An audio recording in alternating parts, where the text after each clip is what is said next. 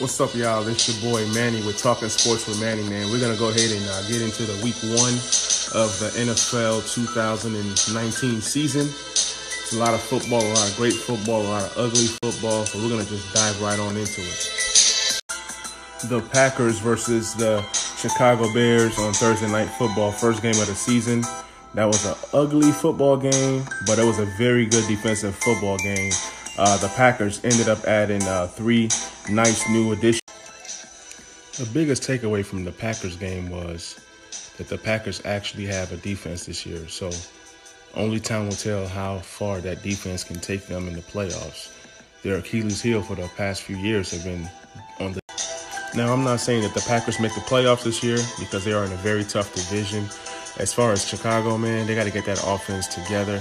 They have invested a lot in their wide receiving core and their receiving group.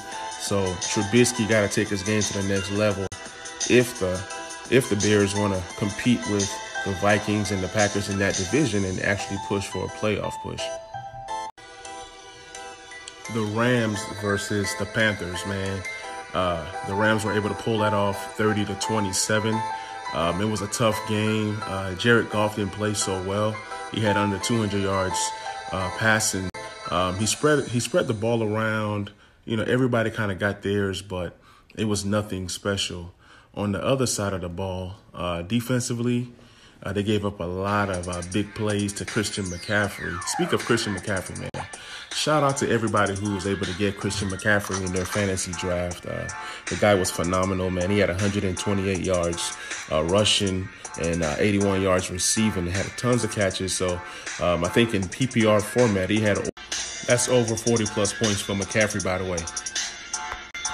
The Titans and the Browns, the Browns had a lot of hype, you know, after getting OBJ and Landry and, you know, Njoku, Kareem Hunt, Baker Mayfield. You know, they're very talented on the offensive side of the ball and the defensive side of the ball.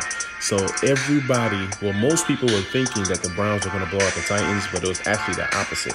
I've been telling people the Titans have been in the playoffs 2 out of the last 3 years, and they've been 9-7 3 years in a row. So the Titans are a very seasoned team. Titans pulled off this game 43-13. Huge major blowout. I live in Tennessee. I live in Nashville. So the Titans fans were out here were very hyped on Sunday. This was a statement performance. All right, y'all. So the Chiefs in Jacksonville. Many thought this was going to be one of the best games on Sunday. The Chiefs were able to score 40 points in Jacksonville 26. 2 words, Sammy Watkins. This was his coming out party. He's been injured the last few years. He has a lot of talent, but he just can never stay on the field. So with Tyreek Hill going down, even before Tyreek Hill went down, Sammy Watkins was tearing it up, man. He had 198 yards receiving and 3 touchdowns. As far as Jacksonville, I feel bad for Nick Foles. He got hurt. He was a big money guy, but the rookie came in, a 6th-round rookie, and he didn't look bad. Jacksonville has lots of young receivers that can do different things. That defense didn't look good, but then again, you are playing the Kansas City Chiefs. So we'll see how Jacksonville looks towards the end of the year, but they are in a very tough division. And Mahomes is Mahomes, man. He's the man. My boy, Lamar Jackson, is more than a running back. You hear me? More than a running back. Yeah, man. Ravens looked really good on Sunday, and the Dolphins looked really bad. 59-10.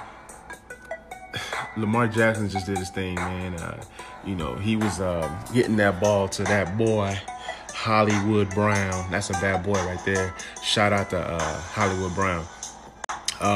As far as Miami, they're just tanking, man. I don't know what to think of Miami, man, but Baltimore looks really good. If they can get that consistent passing game to go with a consistent running game that they already have and that defense, watch out, man. Baltimore might be the team to beat in that division. Vikings and Falcons. Man, the Vikings looked great, man. Dalvin Cook looks healthy.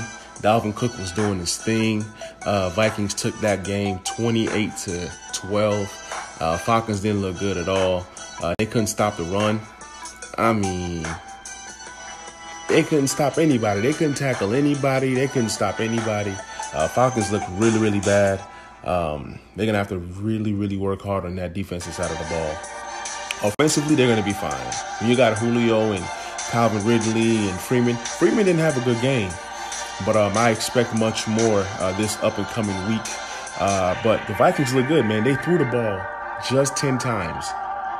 How do you throw the ball 10 times, but you score 28 points? They on to something, man. Them boys is dangerous. So, man, the Bills and Jets, man, Bills took a close one, 17-16 against the Jets. Bills were solid defensively. Jets were solid defensively, actually. But the difference of this game was the Jets couldn't move the ball. You know, Jamison Crowder, God bless his heart, he had 14 catches for 99 yards. 14 catches for 99 yards. So what does that mean? 3-yard passes, 4-yard passes, 5-yard passes. They were not able to drop the ball down the field. And it's going to be impossible to win games when you can't move the ball. Le'Veon Bell on his first game back, I didn't expect much from him. You know, he did what he could, you know. So it's going to be interesting to see what the Jets or the Bills do. Can anybody challenge New England in that division? Doubt it, but we'll see what happens. Redskins and Eagles, man. Eagles took this one 32-27. Deshaun Jackson, you know, he did what Deshaun Jackson do. You know, 2 long bombs. Redskins were actually up 17-0 in this one, but ended up blowing this lead. Redskins defense looked terrible. Eagles defense looked terrible. What did we find out about this game? Scary Terry. Shout out to Terry McLaurin. Had a nice 70-yard touchdown. That guy has a bright future. He's going to be really good in the league. Other than that, man, there's really not much to say about this game. Adrian Peterson was a healthy scratch, which was what was the coach doing? Adrian Peterson, a Hall of Famer, and then Darius Geis gets hurt. So go figure, man. For DC to be successful this year or try to compete in that NFC East, it's got to be a better coaching job. If you made it to the end of this video, man, that's love, man. Appreciate y'all rocking out with me, man. Part 2 is coming out tomorrow. Y'all be blessed, man.